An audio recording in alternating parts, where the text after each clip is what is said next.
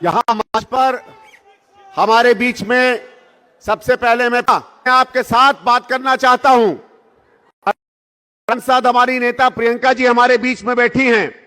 मैं उनको भी इसलिए अगर एनडीएमसी की और भारत सरकार के अंडर आती है तो कम दिल्ली सरकार के अंडर आती है, इसलिए उनके भी बल की हमें जरूरत पड़ेगी। जब मैंने कैंपेन शुरू किया, जब काम शुरू किया, तो लोगों के बीच में एक बहुत बड़ी कराह थी। दिल्ली उन्हें टूटती हुई दिखती थी। 10 साल पहले की दिल्ली लोगों को याद आती थी और स्वतः लोग बार बार कांग्रेस की बात किया करते थे। हम लोगों ने कहा कि नहीं, हम एक शीला जी जैसी दिल्ली फिर से लाएंगे।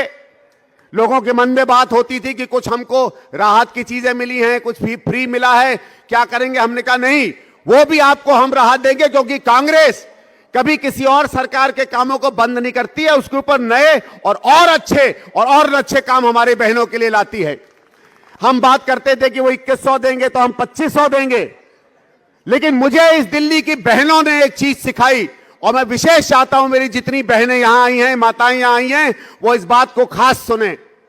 हमने जब कहा कि कोई आपको 2000 देगा, कोई आपको 2100 देगा, हम आपको 2500 रुपए देंगे, तो बहुत सी माताओं ने मुझसे कहा कि आप 2500 तो दोगे, लेकिन इसी घर में तुम्हारा भतीजा बैठा हुआ है, इसी घर में मेरी बेटी बैठी हुई है, इसी घर में हमारी छोटी बहन बैठी हुई है, 2-2, 3-3, 4-4 साल से इंतजार कर रही है, नौकरी नहीं मिल पा रही है।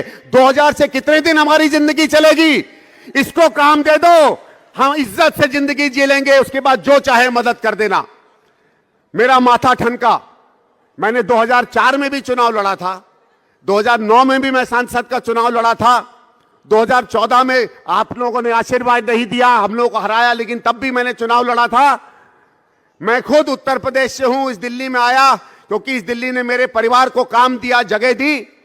कभी भी इस दिल्ली में बेरोजगारी की बात नहीं होती थी, क्योंकि ये वो शहर था जो पूरे हिंदुस्तान को इज्जत से काम देता था, और हर हम लोग यहां आकर चाहते थे कि हमें काम मिले। और ये वो दिल्ली पिछले 10 साल में हो गई है कि हर परिवार का आदमी आज रो रहा है कि उसको काम नहीं मिलेगा।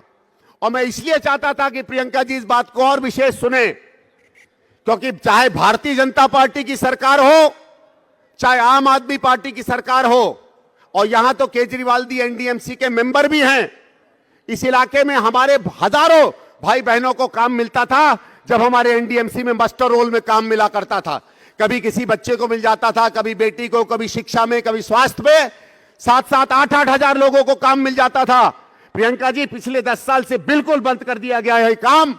और मैं चाहता हूं हमारी जब सरकार बनेगी तो यहां से हम आवाज बुलंद करेंगे, और 100 सांसदों की आप नेता हो, आप पार्लियामेंट में वो गूंज देना कि हमारे लोगों को वो काम मिले। दूसरी बात है, क्यों ऐसा हो रहा है कि इस दिल्ली में काम नहीं मिल रहा है? यही केजरीवाल जी आए थे और कहा था कि जितने भी हमारी अस्थायी नौकरियां इस दिल्ली में, हमारे यहां हजारों टीचर जो हैं उनको परमानेंट नौकरी नहीं मिली, हमारे यहां बहुत से स्थायी कर्मी हैं, सिविल डिफेंस के लोग हैं, मैं उसे पक्का करूंगा। और यहां की मुझे मालूम है बहनों ने, भाइयों ने उठा चढ़ा के उसे वोट दिया कि हमारे घर में ये स्थायी कर देंगे। आज ये हाल है, एक भी टीचर हमारा स्थायी नहीं हो पाया। 10-10, 15-15 हजार लोग डीटीसी में काम करते थे, आज 2 या 3 हजार में रह गए। आज हमारे हजारों लोग जो काम किया करते थे सरकारी नौकरी में, सब के सब ठेकेदारी में उतर गए। ये एक बहुत बढ़िया षड्यंत्र है, और सिर्फ मैं इसमें भारतीय जनता पार्टी नहीं, आम आदमी की भी सरकार को उतना ही दोषी मानूंगा। और मैं कहूंगा यहां भाइयों बहनों से, यो तो दुर्भाग्य से अब की बार कुछ सीटों से रह गए, लेकिन अगर राहुल गांधी जी प्रधानमंत्री बन गए होते साल भर पहले, तो मुझे जरूरत नहीं होती है मांग करने की। सबसे पहला काम हम इस देश में रोजगार का करते। लेकिन मैं आशा करूंगा हमारे सांसदों से, प्रियंका जी से, सबसे, कि आवाज बुलंद करें। इस दिल्ली में चाहे भारत सरकार की ताकत की जरूरत हो और दिल्ली सरकार की ताकत की जरूरत हो, जो मुझे पूरा विश्वास है आशीर्वाद मिलेगा 8 तारीख को आप लोगों से। हम लोग मिलजुल के कोशिश करेंगे, और पता नहीं मैं कर पाऊंगा कि नहीं, पर हम लोग चाहेंगे कि एक इस तरीके का यहां आयाम लाए कि कोई ऐसा हाथ न बचे जिसके हाथ में हम काम न दे सके। ये हम लोगों का वायदा होना चाहिए। ये वो देश है जहां हर आदमी चाहता है कि मेहनत से काम करे। राहत मिलनी चाहिए, सरकार से सहूलियत मिलनी चाहिए, सरकार से कुछ न कुछ रियायत मिलनी चाहिए, जरूर मिलनी चाहिए। कुछ चीजें इतनी महंगी हो जाती है कि हमारे भाई बहन उसको पूरा नहीं कर पाते हैं, लेकिन अगर काम मिलेगा, और सबसे पहला दायित्व होता है सरकार का कि अपनी नौकरियों को खोलो। हमारी दिल्ली सरकार में 2-2, 3-3 लाख नौकरियां बंद है, हमारी भारत सरकार में नौकरियां बंद है। और ये जो नई प्रथा चली है कि सरकार अपनी नौकरी नहीं देती है, ठेकेदारी की देती है, इसमें भी मैं आपको एक वायदा करता हूं।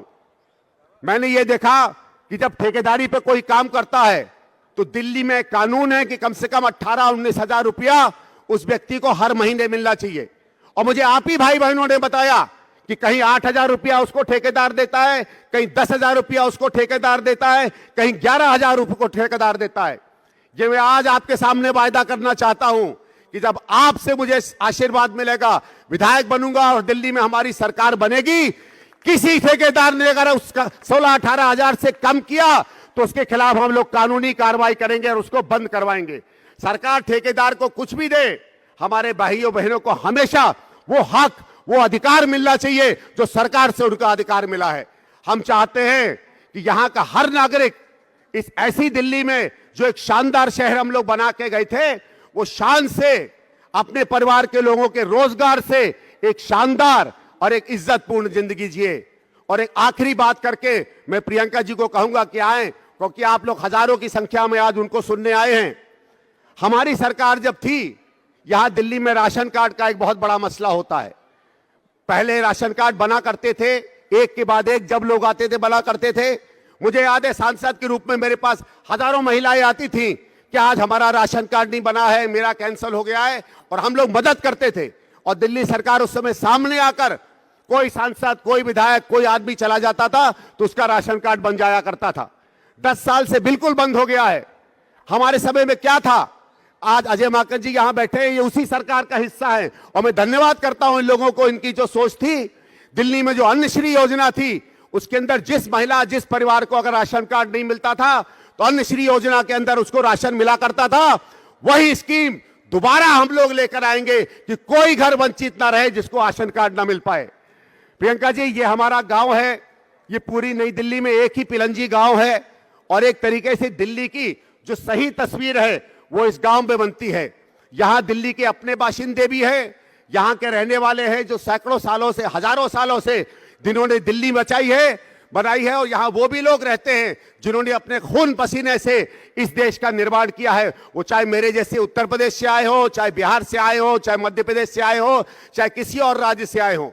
ये पिलंजी गांव इस दिल्ली की मिश्रित संस्कृति का एक बहुत बड़ा उदाहरण है। यहां क्या विकास का हाल है, मैं उसमें ज्यादा समय नहीं बिताऊंगा। आपसे आशीर्वाद मिलेगा तो सबसे पहले पिलंजी के विकास की, आपके कम्युनिटी सेंटर की, आपकी पार्किंग के हालों की हम करेंगे।